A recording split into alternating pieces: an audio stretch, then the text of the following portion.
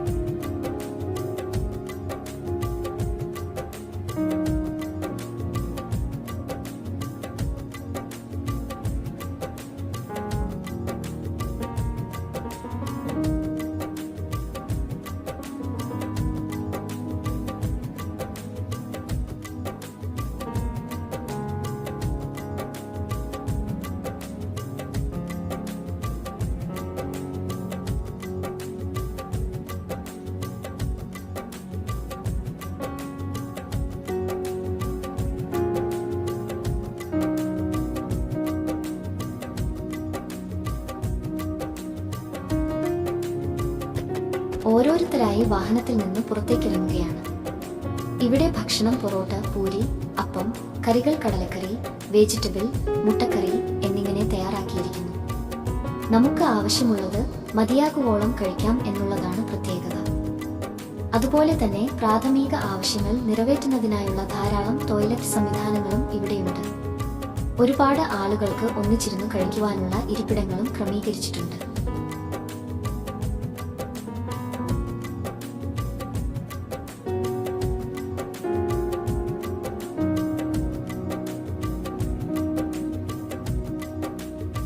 ഭക്ഷണം കഴിച്ച ശേഷം ആളുകൾ പുറത്തിറങ്ങി തുടങ്ങി. മൂന്നാർ വട്ടവട ഉല്ലാസയാത്ര പുരോഗമിക്കുന്നു. അല്പസമയം വിശ്രമമാണ്. ഇനി എല്ലാവരും ചേർന്ന് ഒരു ഗ്രൂപ്പ് ഫോട്ടോ എടുത്തതിനു ശേഷം ഇവിടെ നിന്ന് യാത്ര തുടരുന്നതാണ്.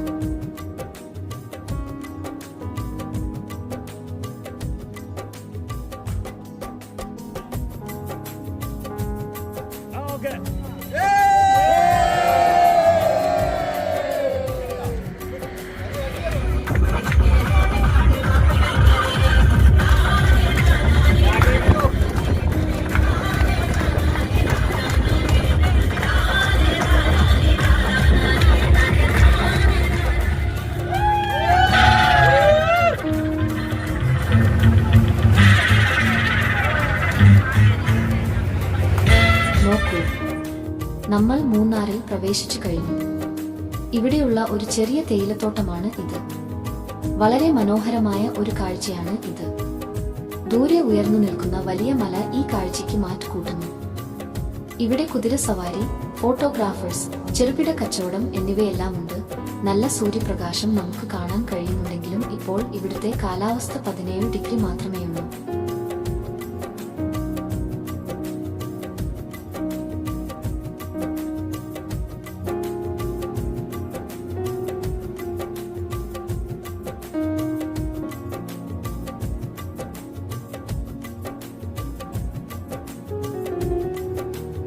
ഇപ്പോൾ നമ്മൾ എത്തിയിരിക്കുന്നത് മടുപ്പെട്ടി ഡാമിൽ ആണ്.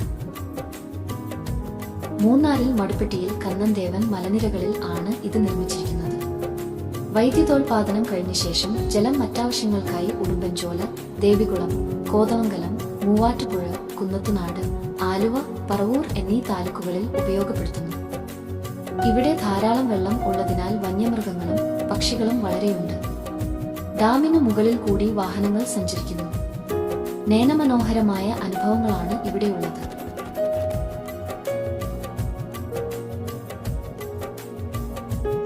ഹായ്, നമ്മൾ മടുപ്പെട്ടി അണക്കെട്ടിനു മുകളിലാണ് ഇപ്പോൾ നിൽക്കുന്നത്.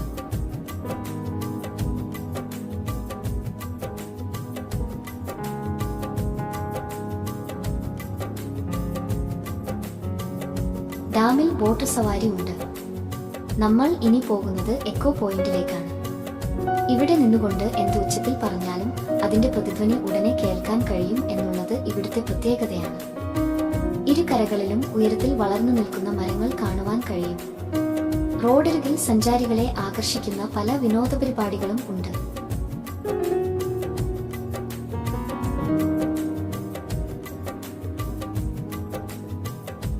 ഞങ്ങളുടെ ഒപ്പമുള്ള എല്ലാവരും ഈ സ്ഥലത്തിന്റെ ഭംഗി ആസ്വദിക്കുന്ന തിരക്കിലാണ്.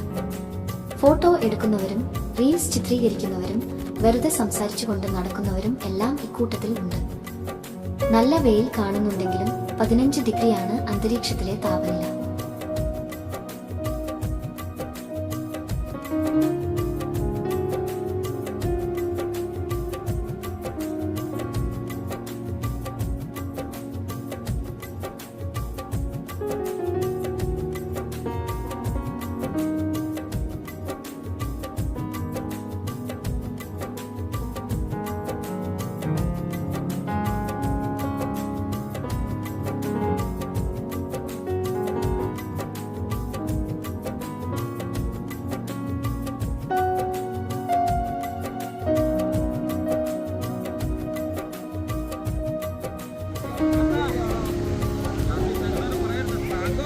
ആ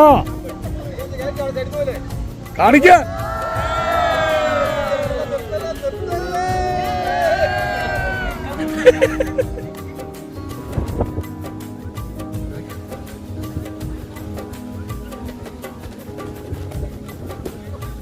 അവിടെ കുറെ സമയം ചിലവഴിച്ച ശേഷം ബസ്സിൽ കയറി. മൊട്ടക്കുന്നുകളും തേയിലത്തോട്ടങ്ങളും ഒക്കെ കടന്നു തിരക്കില്ലാത്ത ഒരിടത്ത് ഉച്ചഭക്ഷണം കഴിക്കുവാൻ നിർത്തി. ചോർ, മോരുകറി, സാമ്പാർ, തോരൻ, അവിയൽ, ചമ്മന്തി, മീൻകറി, അച്ചാർ. ആഹാ, ഓർക്കുമ്പോൾ തന്നെ വായിൽ വെള്ളമൂറുന്നു. അടിപൊളി ഊണ് ചൂടോടെ കഴിച്ചു.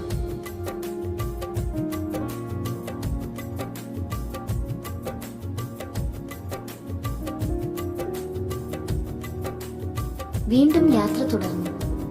വട്ടവടയിൽ എത്തിച്ചേർന്നു. വട്ടവട ഒരു കാർഷിക ഗ്രാമമാണ്. എല്ലാവിധ പച്ചക്കറികളും പഴവർഗ്ഗങ്ങളും ഇവിടെ കൃഷി ചെയ്തു വരുന്നു. ഇനി ബസ് കടന്നു പോകാത്ത വഴിയിലൂടെയാണ് യാത്ര. ജീപ്പിൽ ഒരു ട്രെക്കിംഗ് അനുഭവം. ആദ്യം പോയത് സ്ട്രോബെറി കൃഷി ചെയ്യുന്ന സ്ഥലത്തേക്കാണ്.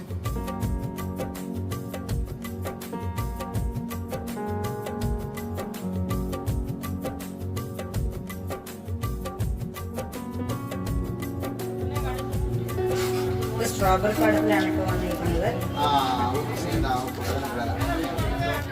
ഞാൻ സ്ട്രോബെറി ഫ്രഷ്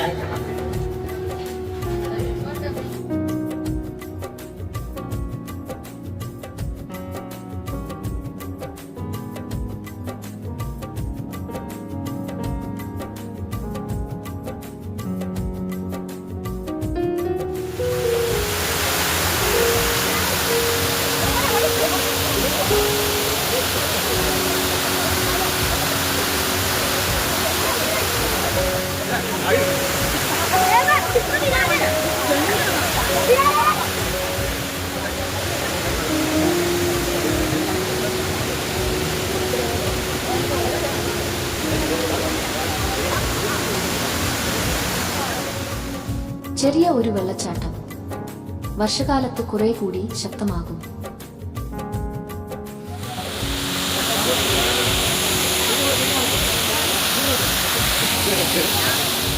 ദൂരെ കാണുന്നതാണ് വട്ടവട ടൗൺ. ചുറ്റും മലനിരകളാണ്. നമ്മൾ നിൽക്കുന്ന ഇടത്തുനിന്ന് താഴേക്ക് വലിയ ചെരിവാണ്.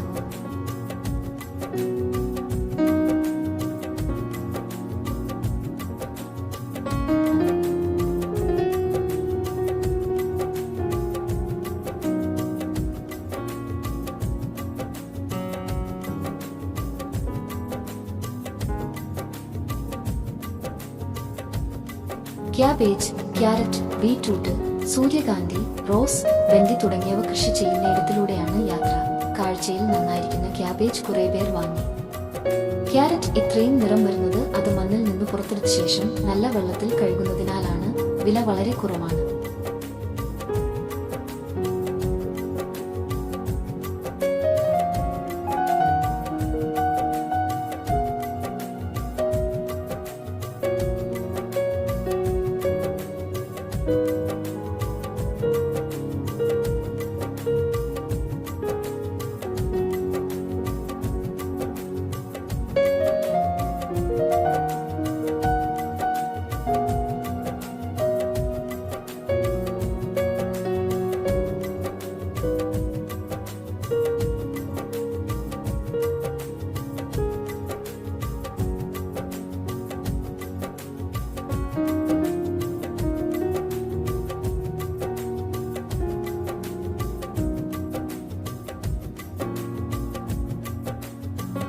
വട്ടവടയിലെ കാഴ്ചകൾ അവസാനിക്കുന്നില്ല. ഇതൊരു ചെറിയ ഭാഗം മാത്രം. സമയം സന്ധ്യയാകുന്നു. താപനില 13 ഡിഗ്രി എത്തിക്കഴിഞ്ഞു. ചായയും ചെറുകടിയും കഴിച്ചു. മടക്കയാത്ര ആരംഭിച്ചു. വഴിയിൽ അപ്രതീക്ഷിതമായ കാഴ്ച. പുൽമേട്ടിൽ കാട്ടുപോത്തുകൾ മേഞ്ഞു നടക്കുന്നു.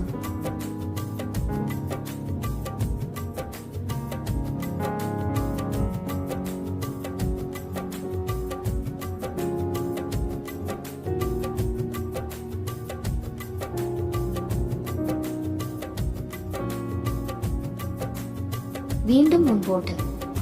വ്യൂ പോയിന്റിലെത്തി. കോടമഞ്ഞു മൂടിക്കഴിഞ്ഞു. വൈകുന്നേരം 6:30 കഴിഞ്ഞു. കാഴ്ചകൾ അവ്യക്തമായി. താപനില 11 ഡിഗ്രിയിലെത്തിയിരിക്കുന്നു.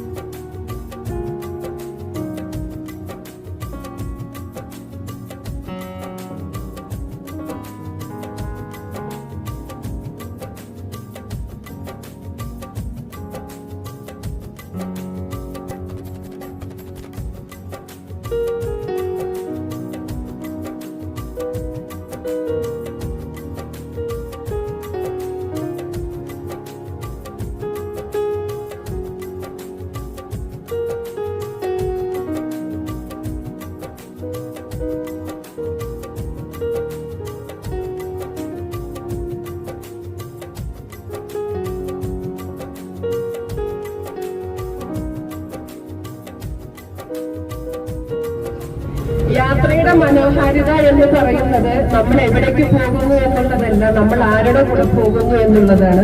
ഇപ്പൊ എന്റെ കൂടെ ഉണ്ടായിരുന്ന എല്ലാ സഹോദരന്മാരും ഇത്രയൊക്കെ നല്ല ആളുകൾ എനിക്ക് ചുറ്റുമുണ്ടെന്ന് ഞാൻ ഒറ്റയാണ് അറിയണത്. ചിലപ്പോ നമുക്ക് വീട്ടിൽ നിന്ന് പുറത്തിറങ്ങാൻ പറ്റാത്തത് അല്ലെങ്കിൽ അങ്ങനെ കൂടാൻ പറ്റാത്ത സാഹചര്യങ്ങളൊക്കെ മുന്നേണ്ടായിരിക്കും.